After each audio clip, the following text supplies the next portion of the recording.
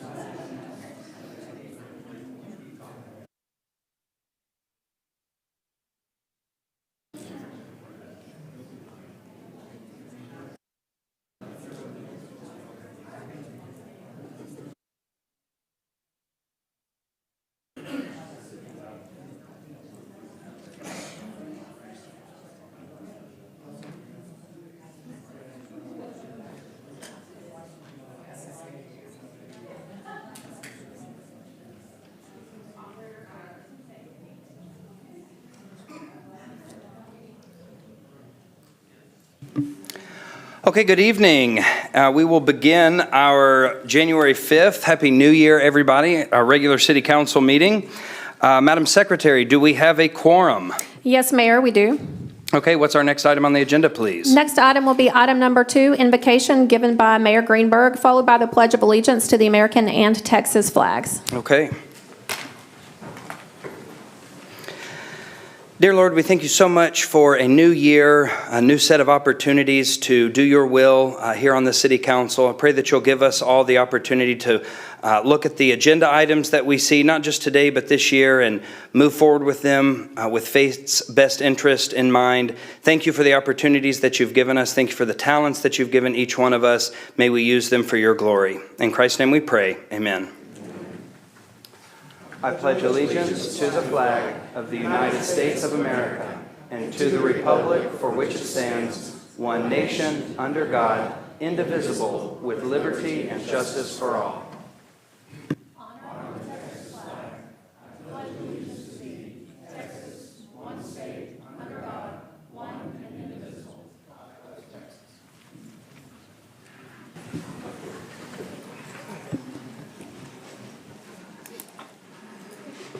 Okay, our next item, please.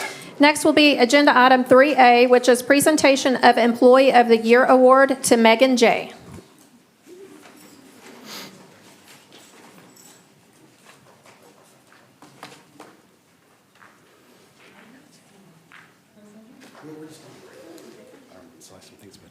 So we have, this is Megan J. She's with our Public Works Department, and she works with a bunch of great folks at Public Works. They're doing all sorts of things. You see them, all the different reports and things going on. She was nominated by many of her peers. In the program, we always like to see okay, what did you do sort of thing, other than you're a great person, which we have tons of great people. But she actually helped implement this 811 system. So it's a call before you dig, and it sounds easy, but there is a ton of back-end issues, right-of-way sort of things. The guys are out there all the time. It's a big lift. We looked at it, doing it 10 years ago. We didn't have the staff to be able to implement it, but it's a big service. It really helps facilitate, get things done, gets people who want to build things. They've already got all their OKs. Just helps them get going, citizens and so forth, and making this process efficient, knocking down the number of man hours that it takes to make this work. It was a major accomplishment, and so she is a great person and a great employee, and put together with all the help of with her peers and friends, a great program. So, Employee of the Year, voted by Lee and I, after much consideration, is Megan J. Well, congratulations.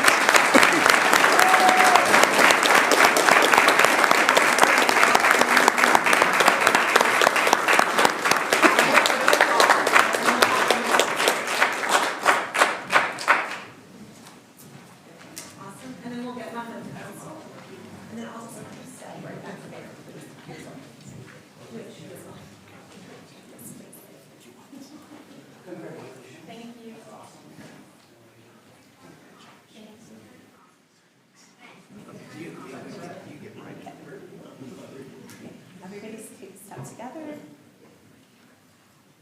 Awesome. 1, 2, 3. Great. Thank you.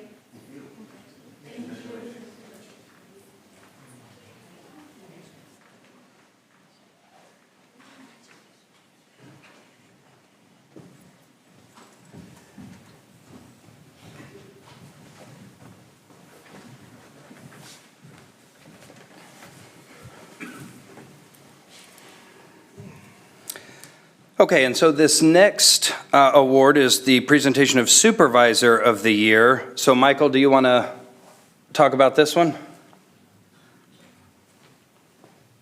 Yes, thank you, Mayor. So it's somewhat unusual for an appointed official to win the Supervisor of the Year, but as we saw with Megan, many nominations for Vicky. Vicky's the city secretary, and even though she only has one employee, she serves in a lot of different capacities. So one of the biggest ones she's really put a lot of effort into the last couple of years is the Employee Experience Committee, and so that she works with our HR department and several employees that are part of this committee from different departments around the city, and organizes, helps run different events, and really we've seen a lot of camaraderie and good things come about this. So She received many nominations, so she was selected for Supervisor of the Year. Congratulations. Congratulations.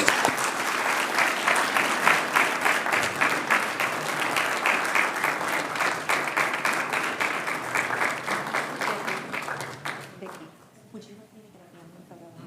Yes, of course. Well, blood.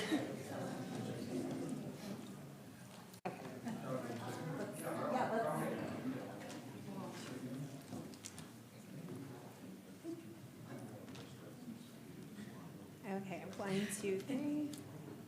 Awesome. And then Chris.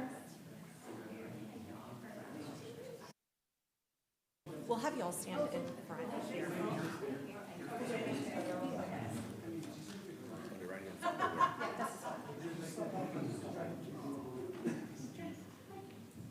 All right, 1, 2, 3. Awesome. Thank you. Do you have your glasses?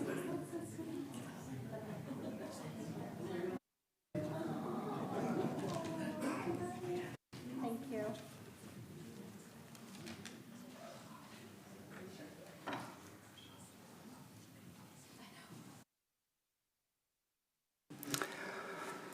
Okay, and congratulations again. What's our next award? Next is Agenda Item 3C, presentation of a Police Officer of the Year Award to Brian Dean.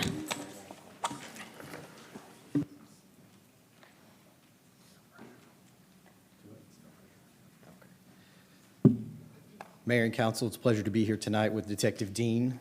He's been employed here with us since 2019. He was selected by his peers, along with myself, to be our Officer of the Year.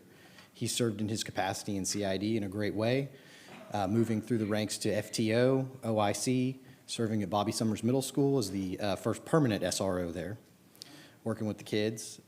Since he's been in CID, Brian has worked many cases, not just 24, but the 24 cases that he has worked have involved high felony crimes such as child pornography, sexual assault. He's our crimes against persons detective, and he works with those sensitive populations day in and day out to make sure they see justice.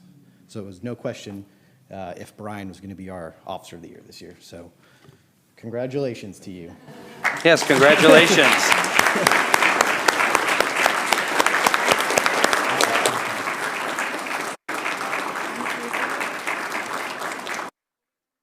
Then you want a family photo? Okay. Yes. Council, please. Just in the middle, please.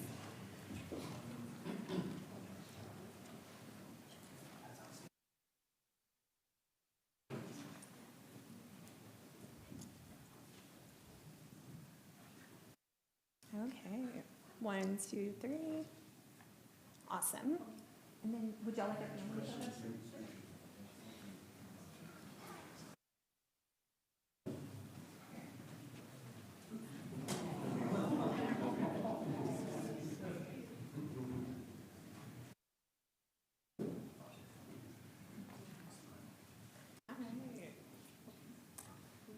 Okay, 1, 2, 3. Awesome, thank you.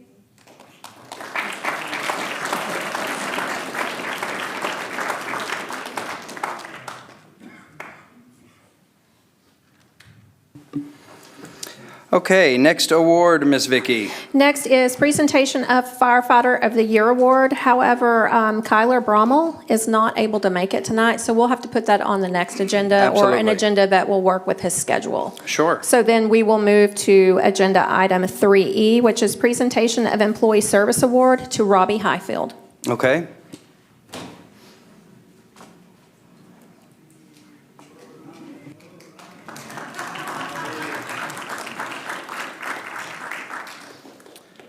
Mayor, Council, it's my privilege to do this. Ryan Wells came down with the flu last night. Ryan is Robbie's supervisor and would be the one doing it, but he fought through, maybe not supposed to close that. He fought through the flu to send some thoughts about Robbie and what he's meant to the team over the last 5 years that he's been here. So in the words of Ryan, Robbie joined us 5 years ago, fresh out of graduate school, and he held down the fort during the transition of the director position. I think the director resigned 2 weeks into Robbie's time with us, and Robbie held down the fort and did a great job during that transition, and then obviously that brought us Ryan Wells. He brought just the right skill set that we needed in our department, and that one has grown and developed over the years. Robbie is a crucial member of the planning and department services team, providing thoughtful, professional planning services and guidance for our community, as well as serving as a key technical expert of all of our GIS services, the interactive zoning map, the active projects map, and many of the other maps on our website and social media come from him. Robbie brings an intelligent sense of humor to our team and a committed investment to every communication and to every project. We're grateful for 5 years of excellent work from Robbie. He's grown tremendously over this time and has accepted higher assignments of responsibility due to his professionalism and discernment. So we're, again, 5 years of wonderful time with Robbie, and we hope we get many years in the future. Thank you, Robbie. Congratulations. Do you want me to pin this on you? Do you want me to pin this on you? No. Robbie, we'll have you get in the middle. There you go. We'll do a photo. Are you going to hop in there for I can, the yep. presentation? You can, yes. And then display it and take a couple steps back, please. Yeah. Yep. Awesome. All right, 1, 2, 3. Great, thank you. Congratulations, Robbie.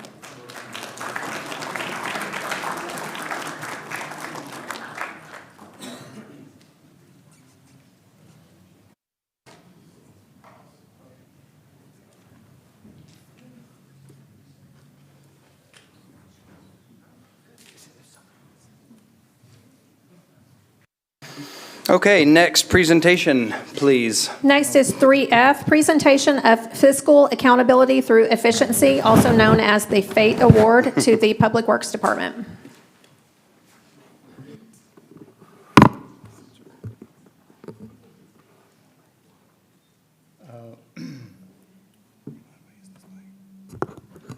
All right. Can you hear me? We can. Good evening, Mayor and Council.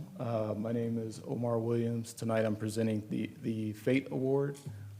So the FATE Award, it's actually an acronym. It's the Fiscal Accountability Through Efficiency Award. And it's inspired by the organization's core values, one of those core values being innovation and efficiency. This year, we are looking for a way to really award our team for just being forward-thinking. Often, we're reminded that a lot of the great ideas don't always come from the top. They often come from the people who are closest to the work.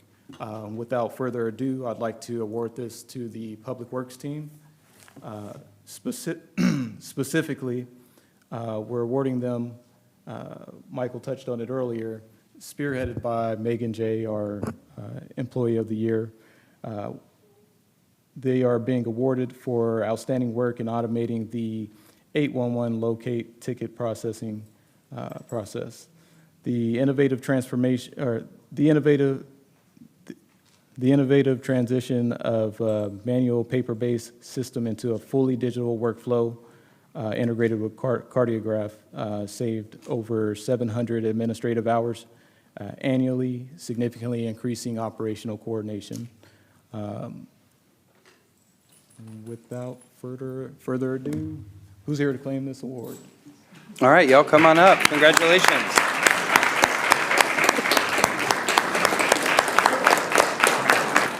It's a group effort.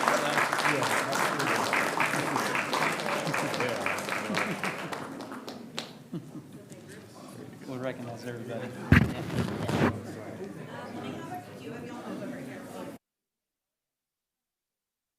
Everybody squeeze together. All right, 1, 2, 3. 1, 2, 3. And then can we have the council join the photo, please?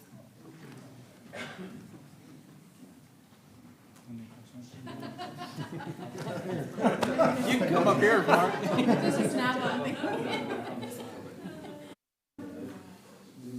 just take another row right in front. Yeah. Okay, I'm short. We'll just all squeeze together. Okay, 1, 2, 3. Awesome.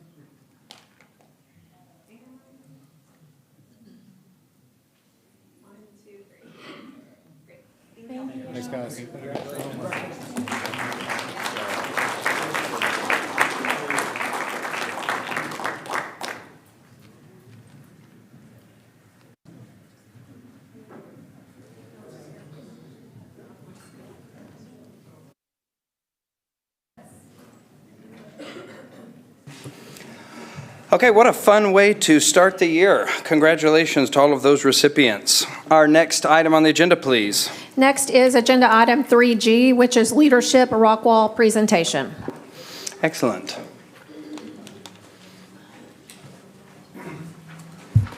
Mayor and Council, I'm Matt Wavering, the Director of Economic Development for 5 more days here at the City of Fate, and I'll be awarding myself an award tonight. Just kidding, just kidding. Actually, so I think you are all familiar with Leadership Rockwall. It's a program by the Rockwall Chamber of Commerce, and every year a class picks a project. They'll tell you about this a little bit more, but for the second time in just 4 years, Leadership Rockwall has picked a project within the City of Fate. So I thought it would be great to bring them in tonight to explain what the project is and how it impacts a Rockwall ISD building and what they're looking for. They're always looking for in-kind donations, and there's great companies and great people in Fate that would perhaps want to contribute to this project. So I'll bring those leaders up. They'll tell you all about it. All right, welcome. You guys can talk. Let me fire this back up for you. Well, I will just start with good evening, Mayor Greenberg and council members. We are so honored to be here to do this presentation for you all on behalf of Leadership Rockwall.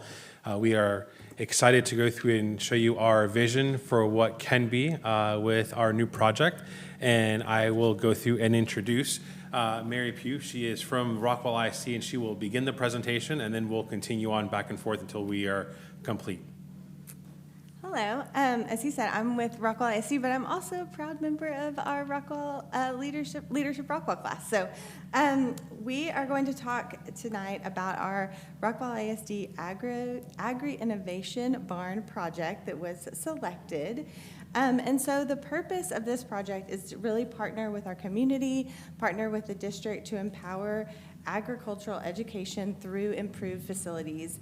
And we want to do that by providing hands-on learning, promoting responsibility, and supporting student success across our community. So our Rockwall ISD Ag Barn supports students in Rockwall County who are ag students.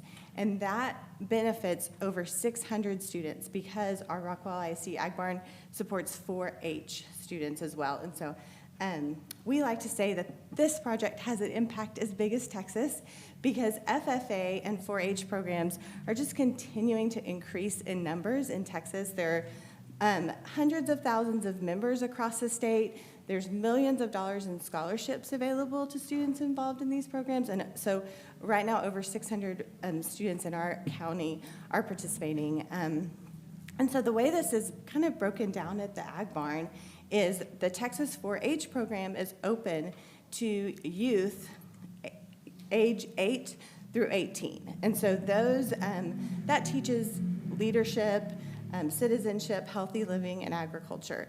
But then also we have Texas FFA, which is open to students who are enrolled in agricultural science programs, courses through the school district. And so those focus on agriculture leadership, supervised agricultural experiences, and also career readiness. So this program is under our Gene Burton College and Career Academy. And so both youth 4-H and Texas FFA are served at the Rockwall ISD Ag Barn. So Stavros is going to tell us a little bit about some of the improvements we're going to make. So as a part of our rehab of the Agri-Innovation Barn, we're going to be doing a number of different things to enhance the capacity as well as the education ability for the students. On your screens, you'll see we're doing lamb and goat stalls, currently located on the rear exterior of the barn. We are going to be duplicating these stalls. There's currently 6. We're going to be duplicating to equal a total of 12 that are going to be 6 feet tall. So we're going to have 12 completely usable stalls. We're also going to be updating all the electrical needs for the new stalls as well. Here, currently, if you look on the left-hand side of your screen, that is what the current state of the agri-innovation barn is going to be. And the picture on the right is the future state. So new fencing, new stalls, and so forth is going to be absolutely fantastic. The next thing we're going to do is also create a cattle run area. This will be a run space and pasture area that's going to enhance what's already there. Currently, the group does not have a proper run space for the cattle. They're all kind of stacked on top of each other. So we're actually going to be replacing the stall panels that are actually currently borrowed from the county youth fair, which is going to become a self-sufficient program within the ag barn, and we're going to enhance that so there's a proper run area for all the animals that are going to be there.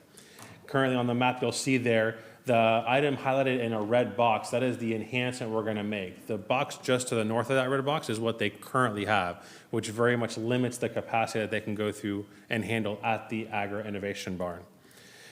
This is the current state on the left-hand side, and on the right-hand side, you'll see the new state-of-the-art adjustments that we're going to be making for the fencing for that cattle run area, which is going to be absolutely fantastic. The tack room and feed room, we are going to be refurbishing the bathroom and the feed room currently, power washing and painting, a lot of manual labor there, boots on the ground work. We're going to be installing and adding metal feed boxes throughout the innovation barn to house all the food for the animals. We're going to install new upper cabinets so that we can go through and put stuff off the ground, which makes it better for the students, locker spaces. And we're also going to be creating an opportunity for the school to design a mural that's going to engulf the spirit of the agri-innovation barn that will be revealed at a ribbon cutting that we're going to be holding as well. Here's currently what the tack room looks like on the left-hand side. The storage areas, as you can see, everything just kind of laying on the ground. We're going to be getting new holdings for all the equipment to go through and be mounted up against the wall with new logos that are going to be updated and brought to light. And then this right here is the current set of our tack and feed room. So you can see everything on the left-hand side. The barrels are kind of put on the ground. There's plastic, there's metal, a little bit of everything. But on the right-hand side is what the future state is going to be. Everything is going to be numbered and coordinated based on the animal that's going to be there to provide more sustainability. And then our restrooms are obviously, we want to have a wonderful restroom to be able to use. So the left-hand side is what we currently have, and we're going to be redoing it on the right-hand side to make it look even more presentable and functional as we're going through as well. Now, there's also a separate part to the agri barn. There's the ag mechanics section. A lot of welding takes place there and fabricating. So we're going to build separate bottle storage areas for combustible and non-combustible items throughout the facility. We're going to sell our concrete wall barrier separating both combustible areas, which is fantastic. And we're going to add a metal storage container, typically like a long container that's about 24 feet long, so we can take all of the supplies that are currently in the field behind the ag barn and organize it within these storage containers to make it easily accessible and take it out of the elements that are currently there. So the picture on the left is kind of like what the container is going to look like. That's where we're going to store all the extra metal pieces. On the right-hand side is also where the cage where all the combustible materials are going to be in. So there's going to be two separate one of those that are going to be created for the agri-innovation barn as we're going through and proceeding. And I'll pass it over to Mary. Okay. We have quite a few sponsorship opportunities, and so really at these with different levels. And so in-kind donations also have the ability to be have these levels of sponsorship and then what's included in them. So we've just included a few items here, such as recognition on a banner or on a wall, logos displayed on social media, things like that, based on your level of donation, whether cash donation or in-kind donation. And so we have, as you can see from Stavros, we have a lot of needs for help with installing things, electricity, welding, things like that could be in-kind donations, as well as if people wanted to donate some of our supplies. I will just add in as we're going through, as part of our requirements for our leadership profit class, we can only raise a total of $15,000 in cash. Everything else has to be in a full in-kind donation. So all these levels that you see here, if there's anything that's contributed to us in kind, we'll get the same recognition as if it was a cash donation as well. But the whole point of this is to get the community involved to help us build this and create those in-kind sponsorships, which is fantastic. Absolutely. And so we're working with the chamber on the sponsors and getting the donations together. There's going to be a sponsor application that kind of where you fill out what you're going to be donating and what level and things like that. And so we're going to have that information out very soon, but in the meantime, people can contact Monique at the chamber if they have questions about becoming a sponsor. Yeah, and also if you go on Facebook, there will be a Leadership Rockwall page that all the information will be posted on there that you can go through and see and solicit and look at all the photos. And there's a couple of opportunities you'll have to join us here as she's going to present next. Yes.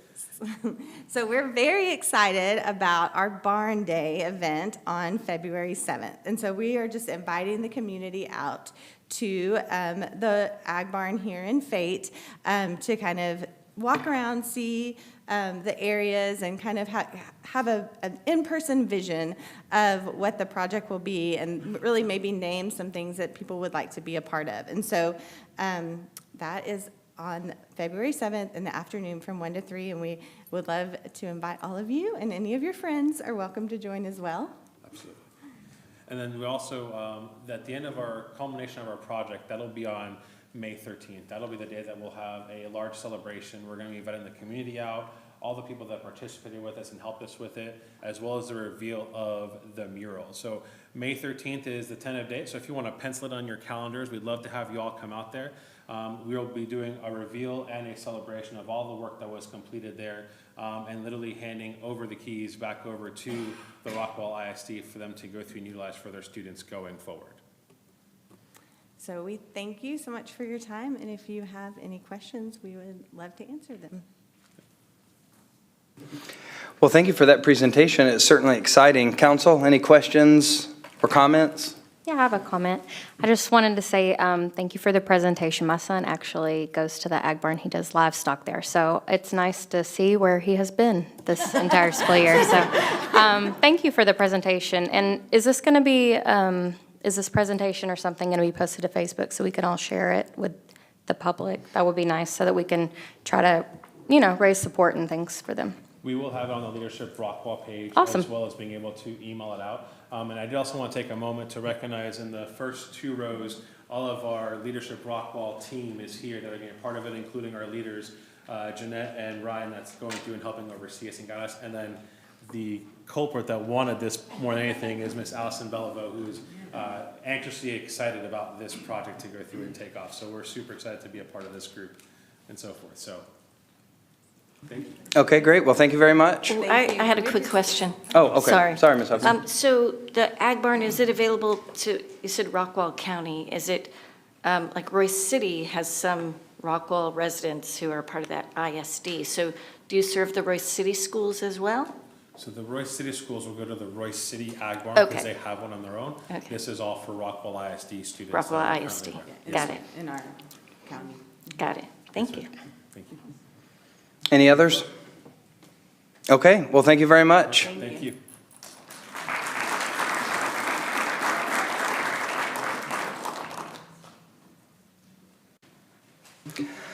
Okay, Ms. Vicki, next item, please. Next is Agenda Item 4, Public Comment, and I've received one request to address the council during this portion of the meeting, and that is Halana Call, address 833 Roland Drive, wishes to speak regarding safety.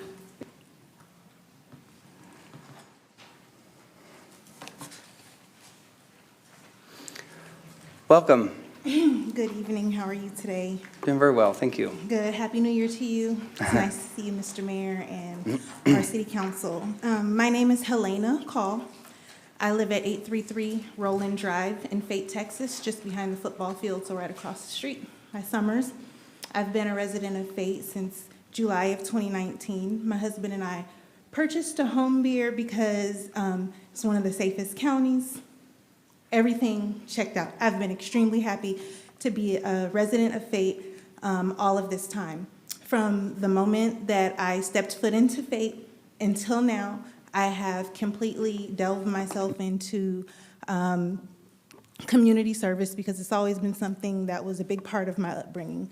I have been a room mom at Miss May Vernon for several years. I've served on the PTO at Miss May Vernon. I've served on the PTO as a board member at Bobby Summers, and also at Royce City High School. I've also done a lot of things independently to reward teachers at Bobby Summers. So I worked a lot with Officer Dean that received his award tonight over the years, and I'm a little bit disappointed that I'm here tonight under these circumstances. So unfortunately, on the 13th of December, my husband and I were involved in a head-on collision that was extremely serious on 551. We were northbound on 551, headed towards the Fresh area, if you will, and the other vehicle was southbound on 551. We were coming out of the curve that I'm sure we all know. If you drive around here, you slow down in that curve. We were coming out of that curve. The other driver was entering that curve. That driver never turned. He never turned.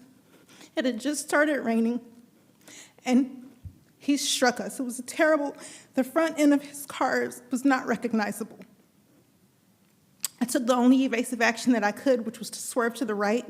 There's a guardrail, and we were struck violently at almost 50 miles per hour. The first impact was from myself on the driver's side, which would have been head-on had I not swerved. He hit us on the fender.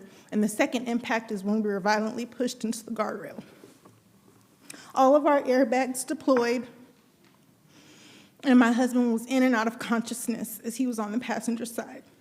Several passers-by, who I will never get to thank because they weren't on the police report as witnesses, helped me pull my 6'2", 240-pound husband out of the car.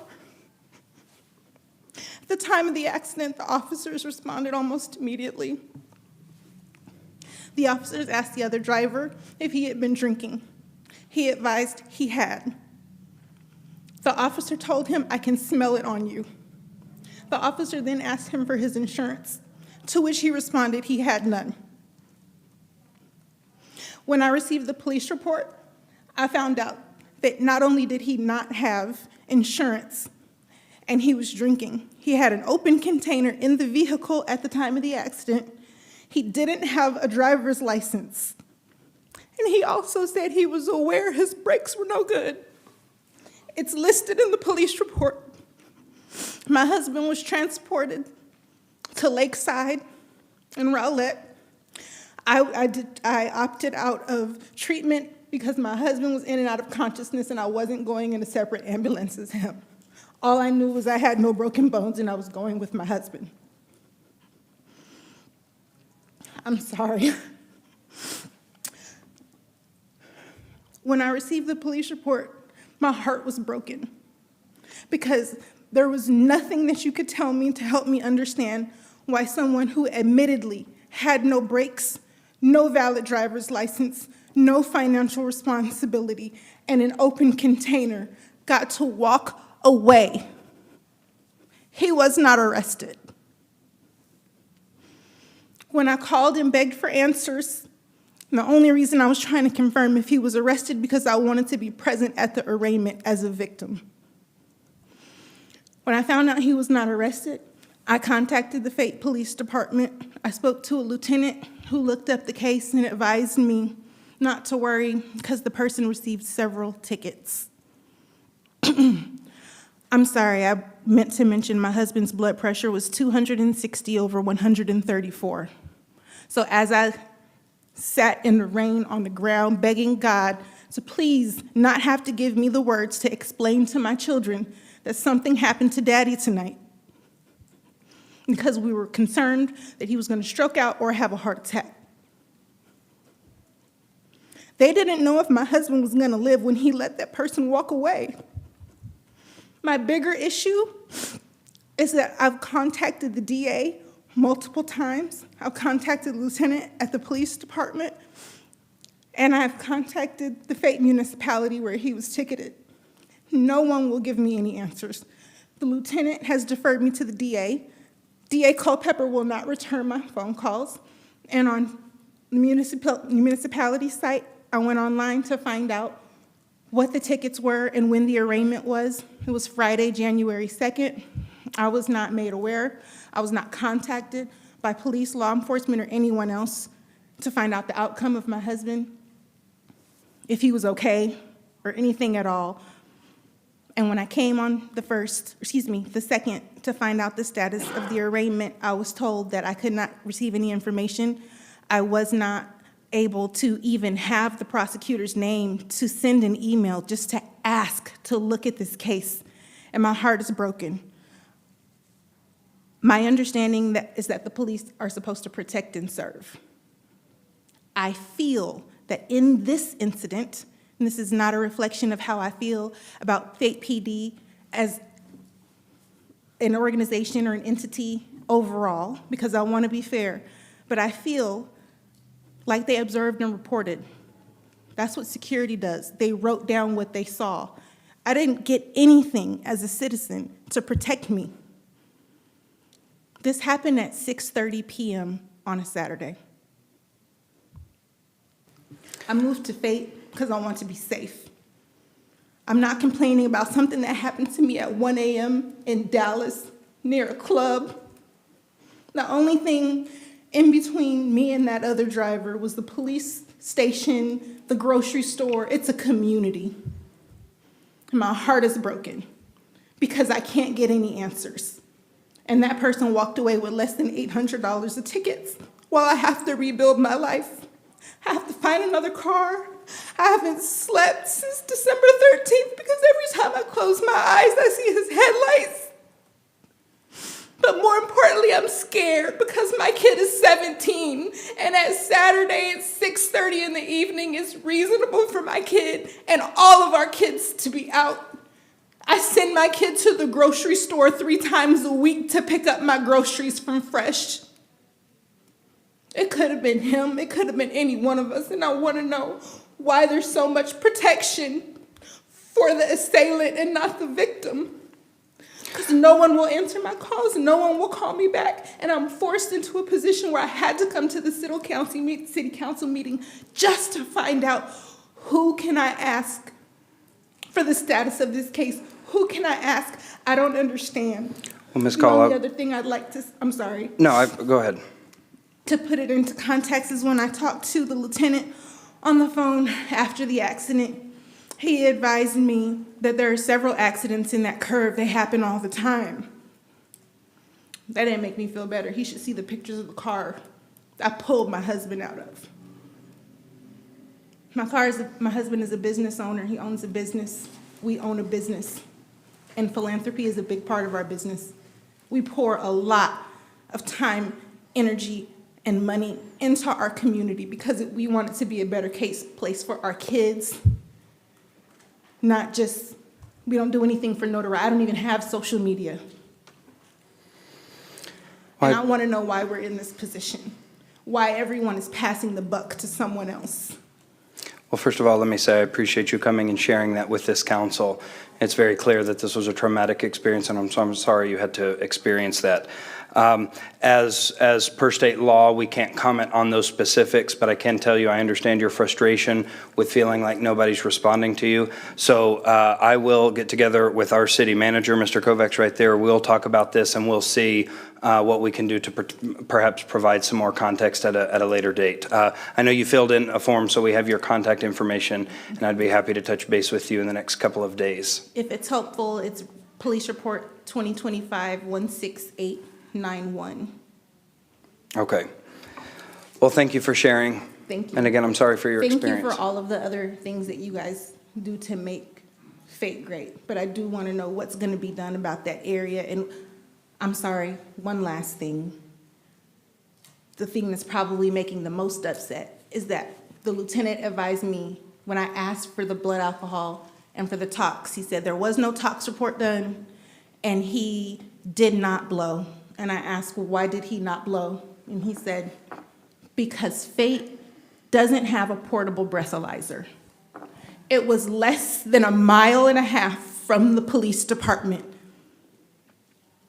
That's what broke my heart. I'm sorry, there was a lot of pieces, and that's the piece.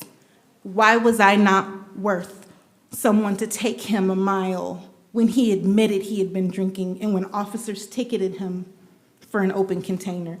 I understand you can't comment on the public, but that is my concern as a citizen. If Yes, a police officer can tell me and shrug off to me that curve, things happen all the time, well, what are we doing about it? And two, why are we letting people run around our city and treat us like this? Because if it wasn't for my evasive action, I wouldn't be standing in front of you today, I'm sure of it. Well, thank you. And like I said, I'll be reaching out to you within the next couple of days. Thank you. There are no others that are signed up to speak during this portion of the meeting. Okay, thank you. So our next item, please. Item 5, consent agenda. Okay, do I have a motion for the consent agenda? I make a motion, we pass the consent agenda. Have a motion, do I have a second? I'll second. Okay, motion and seconded. Please vote.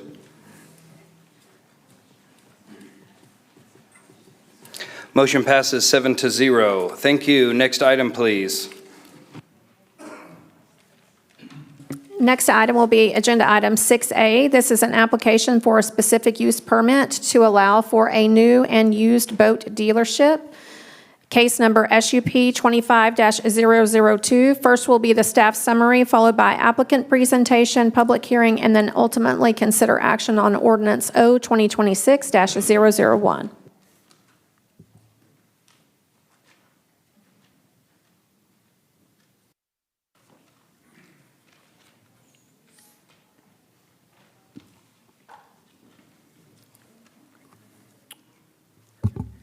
Good evening, City Council. My name is Robbie Highfield. I'm the Senior Planner for the City of Fate. And I'll be giving the staff presentation for Lake Kings SUP request, project ID SUP 25002. Project's located at 6615 East I-30 and is one of multiple structures on the site. The applicant's proposing boat sales and service, both new and used boat sales, and the sales component would happen up front with service provided in the rear. Behind the service would be where they would store inventory, and that's behind the existing building. As part of the SUP, the applicant's also requesting to be allowed to display boats up front after hours, and they're requesting 3 to 4 of those boats. So location is at this Yellow Star. A brief description of the property: it's a single lot with multiple buildings. Most are, all are existing commercial structures. The property is zoned general commercial, and it's about 440 feet east of the Blackland Road intersection. So there's 6 approval criteria for an SUP. They're all listed out here, but I'm just going to summarize for brevity as we go through. So first, does it meet the purpose of the zoning district? Well, this property is zoned general commercial, which supports specialty vehicle sales, new and used, with an SUP. Criterion B, is it compatible with the surrounding area? This section at this intersection and the surrounding properties are a commercial node up there, so this would be compatible. Is it adequately mitigating traffic? Site improvements are going to be required as a recommended condition by the P&Z. Does it contribute to enhance and promote quality of life? Boat sales don't exist in Fate right now, so this would be a unique use. While we do have a recently opened services, we don't have any boat sales, so this would be considered unique and promote quality of life. So it would provide Fate citizens a place to buy boats should they wish to do so. Is it in scale with the existing neighborhood? This business is just moving in, minus the site improvements. There's no new build. They're just utilizing an existing building plus whatever site improvements are needed. And does it mitigate any adverse impacts due to access, parking, service areas, and traffic? Any of those concerns would be addressed as part of the required site plan. So with SUPs, we're required to do public notice within 200 feet. So you can see on this map the project site. Texas requires us to go from the property boundary. That's why it's larger than just the building. And so that resulted in 17 mailed notices. As of today, we've received 0 responses, either for or against. And given that this is a move-in with the street up front's a TxDOT road, we did not conduct a fiscal analysis in this case. So the Planning and Zoning Commission recommended approval with conditions unanimously, 6-0. And those conditions are as follows. Prior to a certificate of occupancy, or a CO, a site plan shall be submitted showing conformance with fire code, the city's landscaping ordinance, city's lighting requirements, and site improvements. This shall include, at minimum, a screening fence separating the front parking and display area from outdoor storage area in conformance with FATE UDO Section 4235 and 42411. Concrete paving for all areas containing vehicle sales in conformance with FATE UDO Section 5.210. Landscaping improvements in conformance with FATE UDO Section 9.2. Site improvements including fire lane hydrants and other improvements required to meet fire code. Conformance with customer parking and vehicle delivery requirements in accordance with FATE UDO Section 5.2. These requirements may be met by either existing conditions, if they meet adopted city standards, or through additional site improvements. Condition 2, a maximum of 4 display boats may be permitted to remain out front after business hours. An exhibit indicating the location of the display boats shall be included on the site plan. The display boats must remain within these designated areas. These display boats must remain outside the required 20-foot landscape easement along the front of the property or required parking spaces and may not impede any internal drive aisles. Last condition is conditions shall remain in place throughout the lifespan of the SUP. A violation of the conditions shall be considered a zoning violation. So that's it. Is the applicant here? Yes, the applicant's here, so I can take questions now or after the applicant. Questions now from council? Hey, Robbie. Can you go back one slide? Yeah, sure. The 20-foot landscaping easement, is that behind the boats? Is that what that's basically saying? It's, I should have called it a buffer when I wrote the condition. It's the required distance on an arterial street, which the frontage road is, so it'd be measured from the frontage road 20 feet back. Normally, this is where we would see their required landscaping fit in along the frontage road. Rather than trees, it usually ends up being shrubs just because trees aren't allowed to go in easements and there tend to be utility easements up front. Okay, so there would be bushes in front of these boats at some point? Yeah, it's probably better on this picture right here. You can see where it says new boats displayed. The measurement for the buffer would go, essentially that grass strip right in there would be considered that landscape. Okay, all right, thanks. Other questions? Ms. Huffman? What business previously used this space? What kind of business? Do you know? I do not know right now. I know it is a change of use, though. Okay. Any others? Okay, thank you. Perfect, thank you. Any questions from council for the applicant who is present? Did you have a presentation you wanted to give outside of any council questions? No, sir. Okay. Okay, and so public hearing next. I'm so sorry, Mr. Harper. Do the boats that you plan on putting out there only new boats in the front? Will you come up here just so we can officially get that for the record? Thank you. Evening, Mayor, Council. So these are new boats that we will have displayed out front. Even if it is a used boat that we have displayed out at any point, it does meet our requirements. So that's usually something along the lines of not something that's damaged, showing any kind of conditions of anything that's bad. These are all boats that are of quality that we're hoping to gain traction, foot traction in, and bring more value, something great here to the city of Fate. So we're excited about that opportunity with you guys, and we think that we do have something that's really great here to bring. So. Okay, thank you. Yep, absolutely. Okay, thank you. Any other questions? Mr. Kovacs? According to Google Maps, this was In Charge Electrical Services before.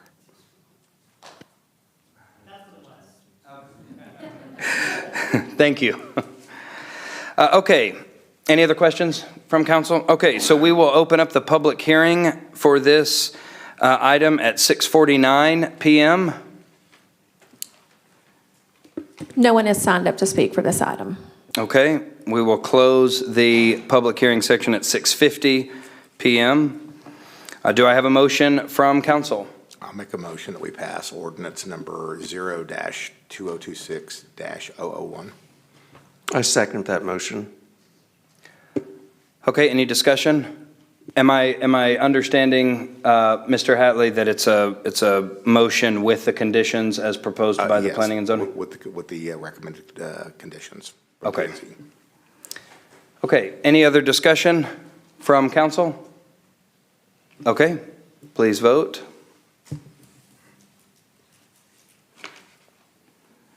The motion passes 7-0. Thank you.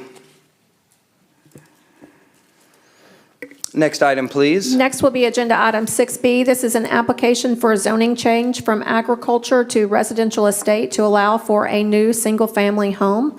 This is case number ZR 25-016. First is staff summary, applicant presentation, public hearing, and then ultimately consider ordinance O-2026-002. I'm back. Good evening, City Council. Robbie Highfield, Senior Planner for City of Fate.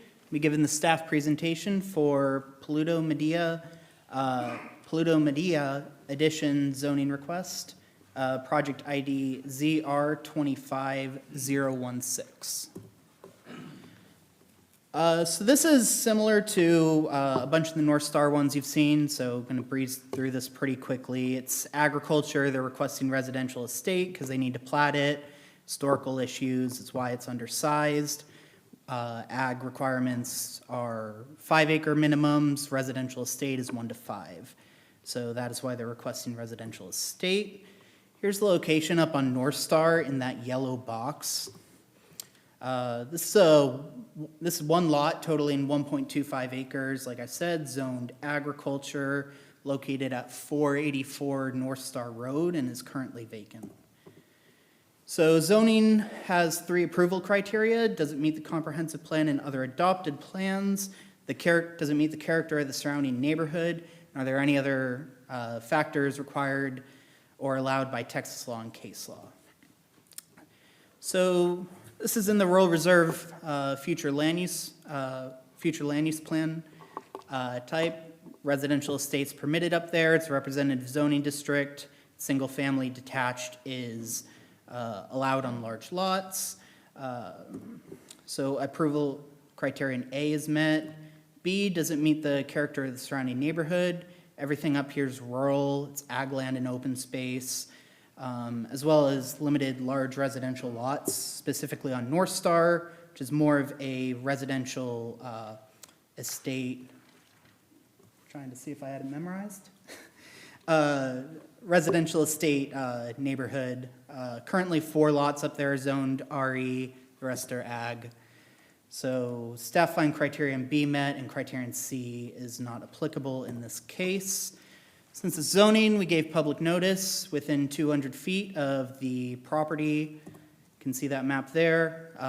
Properties in red are ETJ properties. We're still required to send notice to them even if they're not in the city limit. That's why you can see some green and red on there. 11 notices were sent, and we did receive 1 response against this case. The reasons were mainly due to concerns about septic spraying onto their property. Before any house would go up, septic would need to be reviewed, and here in the City of Fate, septic goes through TCEQ. Another concern was about the lot size, but they meet TCEQ requirements, which are 0.5 acre minimums.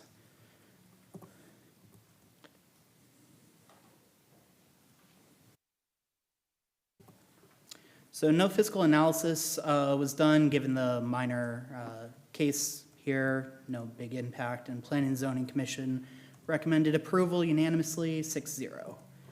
I don't believe, I see, the applicant is here, so if you want questions now or after, it's fine. Okay, questions for Robbie right now? Okay, thank you. Perfect. Council, any questions for the applicant? Or did you have a presentation you wanted to give, or just here for council questions? I'm stepping in as just, there's a language. Okay, sure, of course. No presentation on her end. She's mainly just here to get this approved. So if there's any Okay. questions, I'll translate. Perfect. Council, any questions? Okay. We will open the public hearing at 6:55 PM. No one has signed up to speak on this case. Okay, we will close the public hearing at 6:55 PM. Do I have a motion from council? Make a motion that we approve ordinance number 0-2026-002. Okay, do I have a second? second. Okay, I have a motion and second. Any further discussion? Okay, please vote.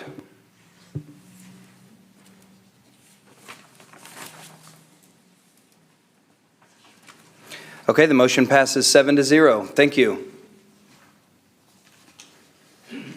All right, Ms. Vicky, next item, please.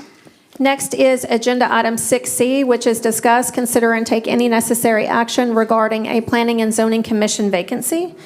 And so, as you know, Lorna Grove resigned from the Planning and Zoning Commission, thus creating a vacancy, and we accepted applications for the vacant position with a term expiring July of 2027. We received 12 applications. However, 2 applicants have withdrawn since the agenda was posted, one being Nabu Kurakos and one being Jeffrey Nelson. So that leaves us with 10 applicants to consider. Not all applicants completed the recorded interviews, which were also in the packet. And so tonight, what we'll do is you can accept nominations, and then we will adjourn into executive session to discuss the appointment, and then reconvene, and then you will vote on the nominations in alphabetical order, and then ultimately consider the resolution. Okay, so we will start with the process of accepting nominations, and I'll lead us off. I would like to nominate Ms. Tammy Allen for the vacancy on Planning and Zoning. Any other nominations from council? Mr. Harper. I nominate David Overstreet. Ms. Chin. Yeah, I would like to nominate 2 people, Paul Alvarado and Jody House. And I may have mispronounced your last name, and I apologize. Okay. Can you put these in alphabetical order? Any other nominations? So we have those 4. Any others? Okay, thank you. At this time, we will now recess into executive session to discuss, in accordance with Texas Government Code Section 551.074, to discuss the planning and zoning appointment. Thank you.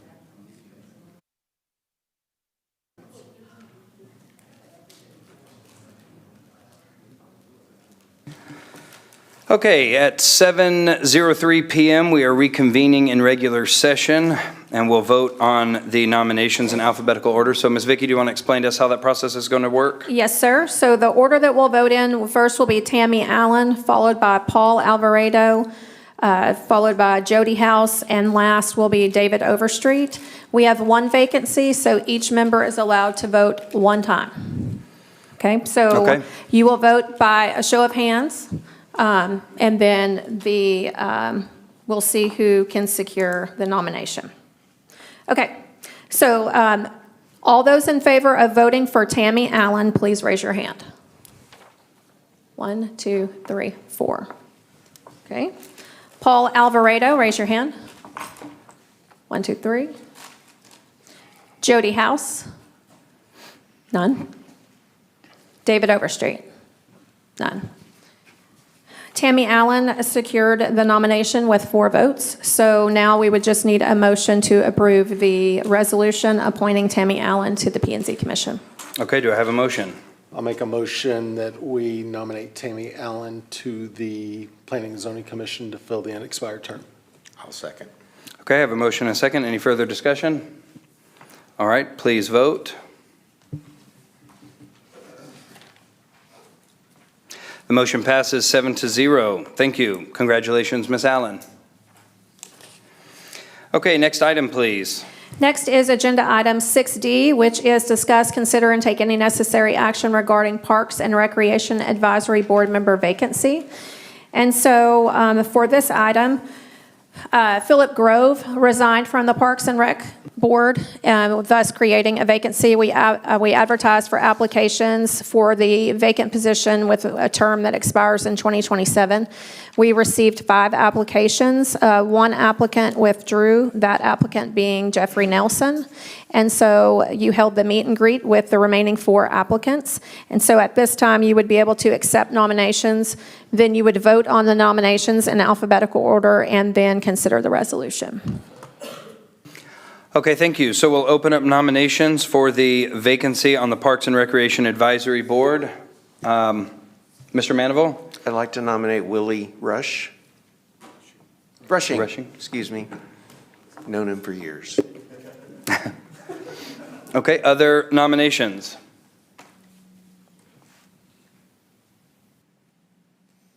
Okay, we'll close the nomination window. Okay. With there only being, well, let's just go ahead and vote. So we would vote on that. Willie Rushing, all in favor of Willie Rushing? All, okay, all 7. So then we would need a motion to approve the resolution, please. Do I have a motion? Yeah, I'll make a motion. We appoint Willie Rushing to the Parks and Recreation Board. Okay, do I have a second? Second. I have a motion and a second. Any further discussion? Please vote. The motion passes 7-0. Thank you. Congratulations, Mr. Rushing. Okay, next item, please. Next item is Agenda Item 6E, which is discuss, consider, and take any necessary action regarding Resolution Number R 2026-007, awarding the Miss May Drive and North King Road project to DDM Construction Corporation at a cost of $7,622,428.50. Authorizing the city manager to execute the contract and providing an effective date. And just so you know, I do have one person that signed up to speak under the discussion section of this item. Okay, thank you. Mayor and council, we're excited to be able to talk about this one at this state. We've been, as you know, we've been working on this for well over a year, preparing for this. Our city engineer, Misty Christian, she's on the call. She's available for any conversations that you have. They're the ones designing and helping us bid and work through the bid process for this project. The road project we're discussing is Miss May Drive, which will be a continuation of the current Miss May Drive, just north of Miss May Elementary, connecting all the way to 552, along with the associated improvements of North King Road, all in preparation for Worthy Fate High School, which will be opening here as quick as they can. This will include a traffic signal and pedestrian improvements at the 552 and Miss May Drive intersection. This project has been really an unbelievable community effort to make this happen. There's a lot of individuals that benefit from this.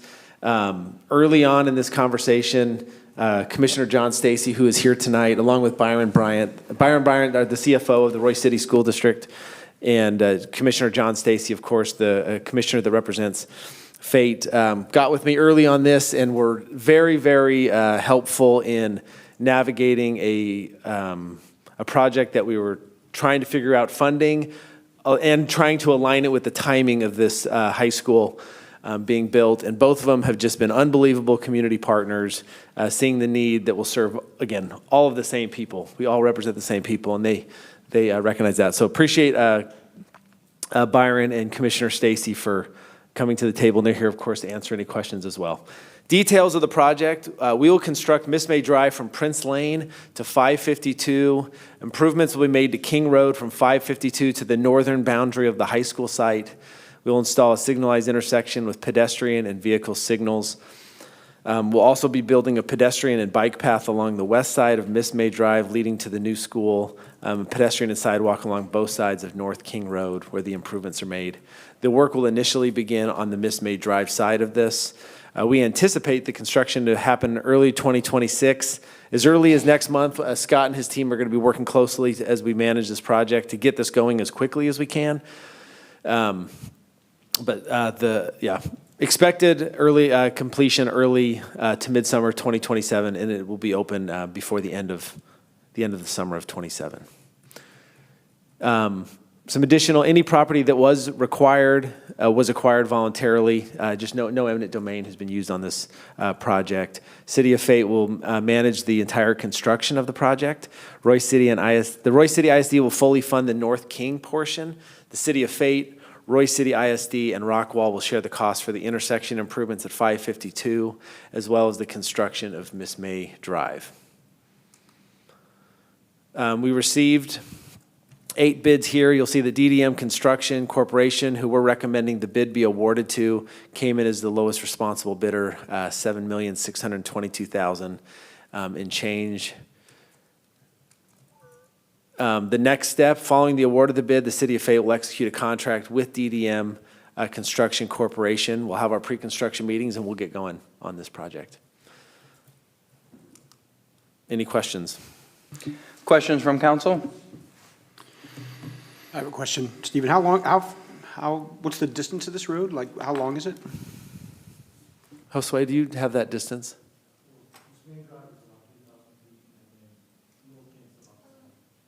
So about 3,000 feet on the Miss May side, and then the North King was about the same, so about 6,000 feet total. So a little bit over a mile. Yep. $7.6 million a mile now. Okay, thanks. Oh, per lane mile. Per lane, okay. Divide by 2. So still 3.5 million. 3.5 million a mile. Well, with the traffic signal and the intersection improvements, of course, being included as well. Okay, all right, thanks. Not too bad a deal nowadays. Ms. Huffman? Have we worked with DDM on any projects before?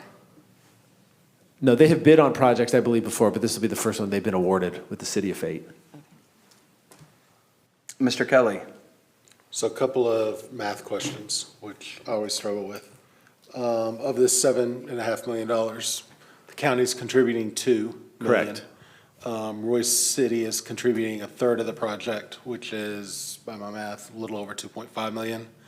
They're doing the full North King side.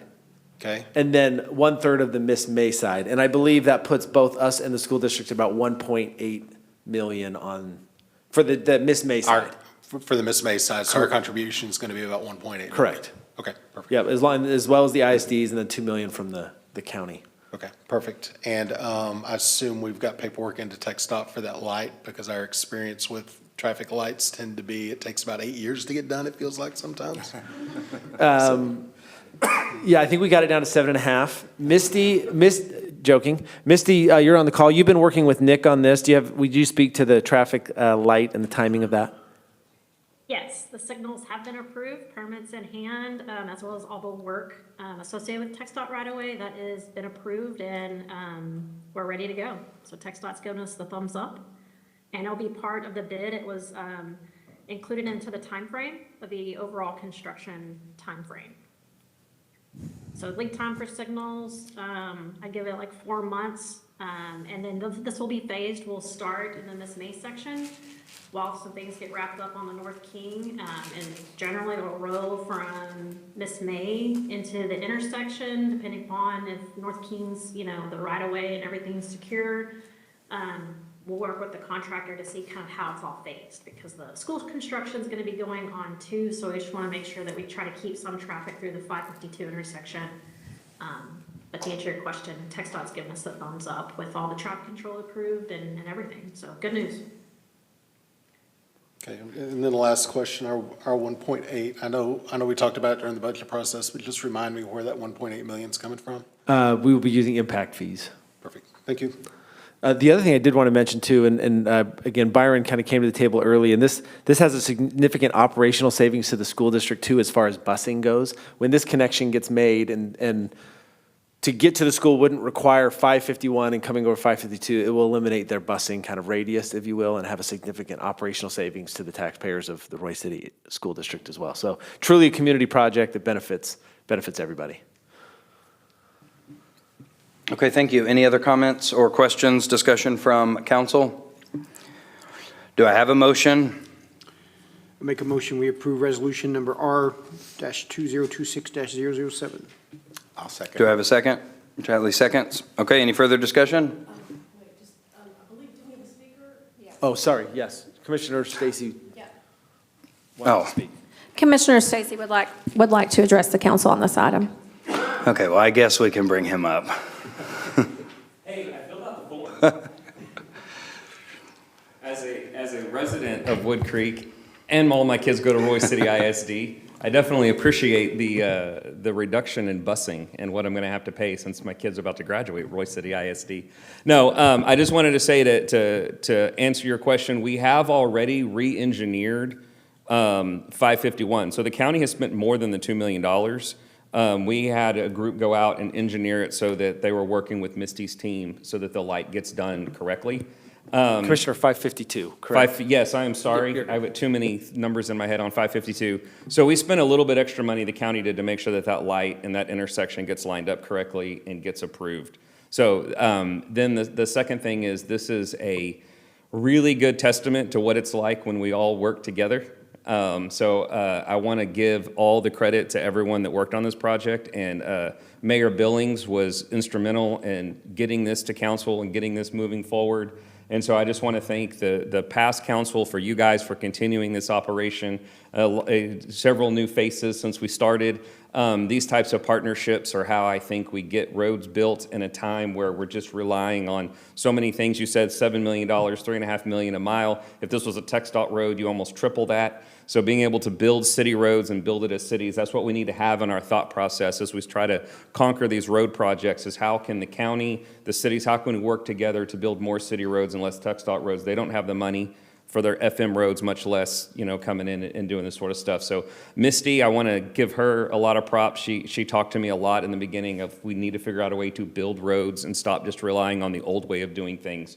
So I'm glad for this innovation. I'm glad for this partnership. This road is set to be done at the same time as Crenshaw Road, which is kind of crazy because they've been working on Crenshaw Road since before I got elected. So let's beat Crenshaw. Let's get these roads built before they open schools so that we can alleviate traffic before it becomes a problem. So I just want to thank you guys for your commitment to this project, and know that this is the type of stuff that we can really get moving things in the right direction and share the burden between all the people that are actually affected, between the county, the city, and the school district. So thank y'all very much, and God bless you guys. Thank you, Commissioner Stacy. And of course, you are always welcome to come and address this council. Okay, now we will we'll continue and vote. Any other comments or questions based on that? All right, we'll continue with voting.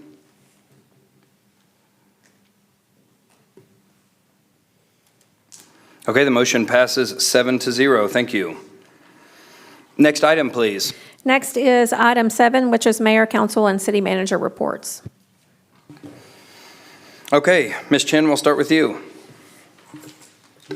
Just wanted to say congratulations to Willie and Tammy on y'all's appointments. Excited for both of you. And congratulations to all of the employees of the year. Y'all are what makes the city of Fate great. That's all I got. Mr. Harper? Yes, congratulations to both folks that are getting on our commissions, both planning and parks. And also, again, I'd like to thank Megan J., Vicky Reticule, Brian Dean, Kyler Bramhill, Robbie Highfield, and all those in the Public Works Department for their leadership and making employees of the year, supervisor of the year, police officer, all those great positions. Thank you for what you do for the city. Without you guys, this city would not run. Mr. Kelly? First off, congratulations to all the employees recognized today. Special, just, I guess, shout out for Robbie, because I was at Robbie's first P&Z meeting when he had to make a presentation straight out of the gate, and it's amazing to see how much he has grown in his ability to do that in his time here. So he struggled a little bit the first time, and he did quite well tonight. So congrats, Robbie, and congrats again to Megan, Vicky, Brian, and Kyler. I also want to congratulate Tammy and Willie for their appointments. But for everybody else that applied, I want to thank you all too, and I want to encourage you to keep applying, because we only have a limited number of slots. I know when I first applied for P&Z, I did not get that opportunity. And when I reapplied for P&Z, I did not get an opportunity. It took me 3 applications to have the opportunity to serve on P&Z.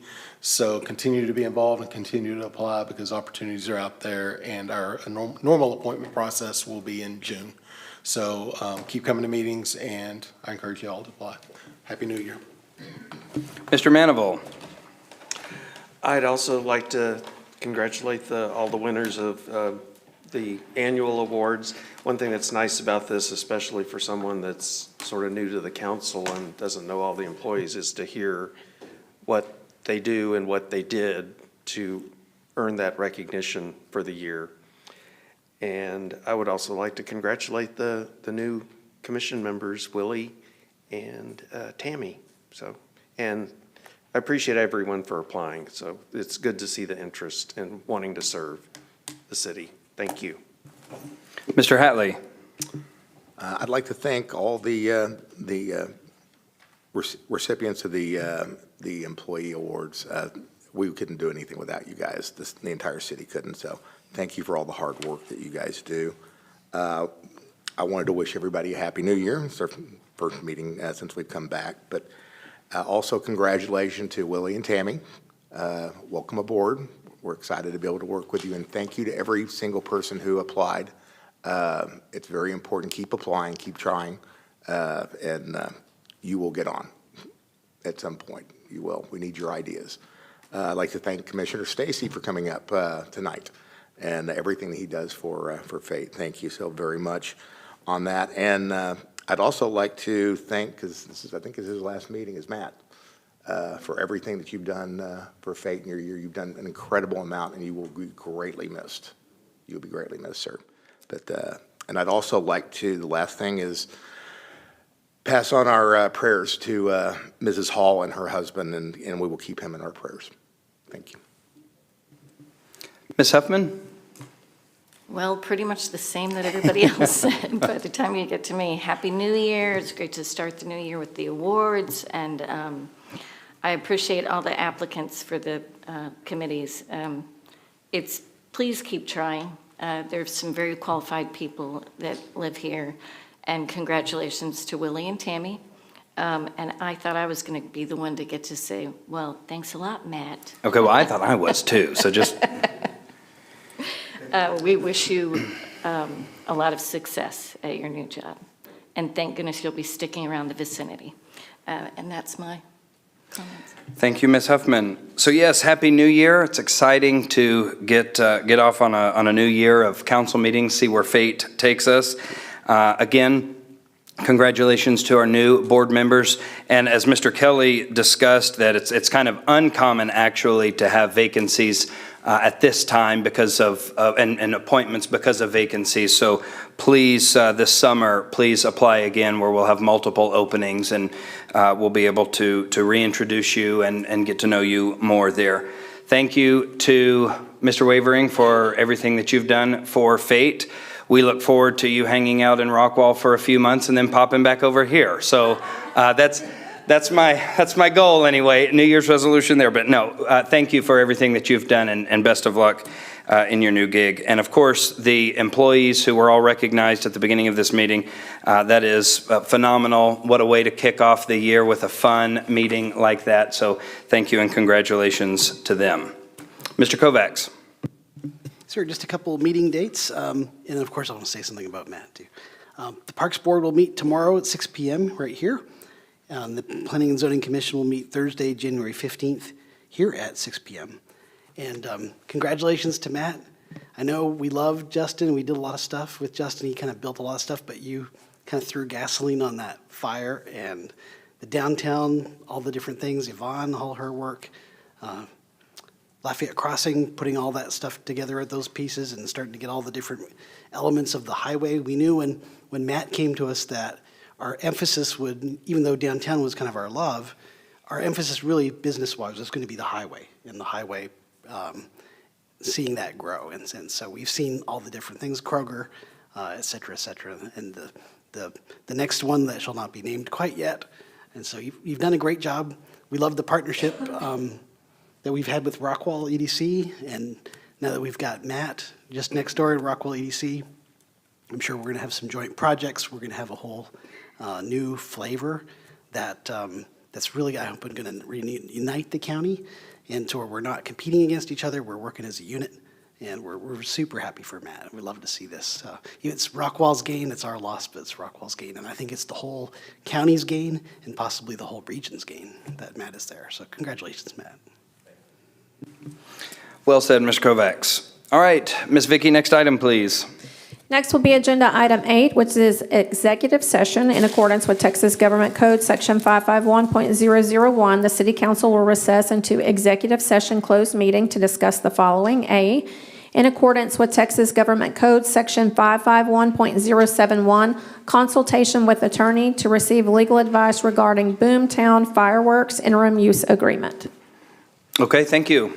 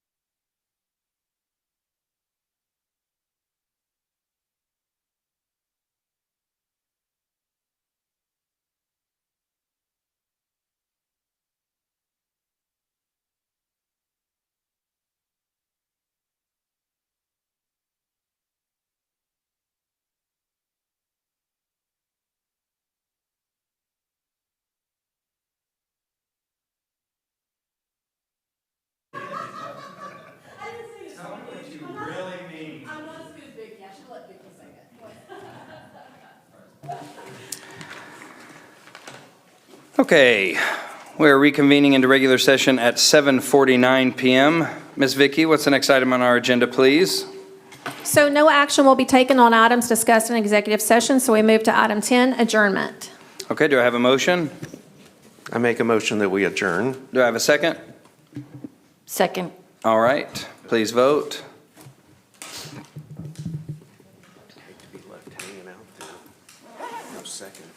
Motion passes 7-0. We are adjourned. Thank you, everyone.